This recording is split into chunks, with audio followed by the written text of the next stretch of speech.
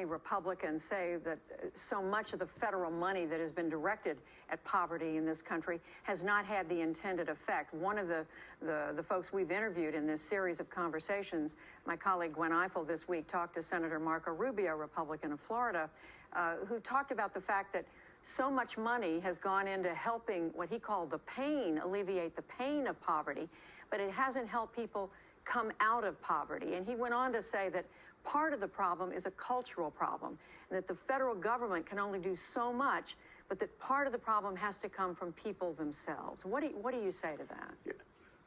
Look, I believe in the United States of America, as the president has said, but I also certainly believe here on the ground. The government does have an obligation to its citizens, and clearly many citizens can utilize and access resources that we have. And there's always a part of this is the level of personal responsibility to get engaged and be involved in raising your children and also trying to make things better for yourself. That does not mean, though, that local, state, or federal government agencies or leaders can walk away from Americans who are in need.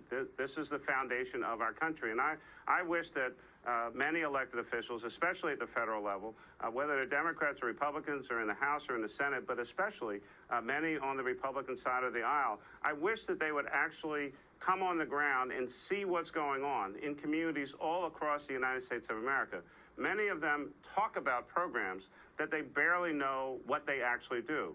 And so proposing to cut the food stamp program, better known now as SNAP, I'm not sure what purpose that's trying to accomplish. Cutting the Community Development Block Grant Program, I'm not sure what purpose you're trying to accomplish. You're actually hurting the American public. You're hurting neighborhoods. You're hurting communities. And so, we can't just run the government on political rhetoric and ideology. These are real people with real challenges and real problems, and the government does have some obligation to try to make things better for Americans. Well, in just 10 seconds, are you saying they don't have the information to be making the right decisions on this, or they're just wrong? Some are just wrong, and some have no idea what they're talking about, and some would do better to come on the ground, come walk the streets that I know, and see what positive things are going on in communities, how dollars are being utilized, and that their actions and their rhetoric is actually damaging the American public that they claim to want to help.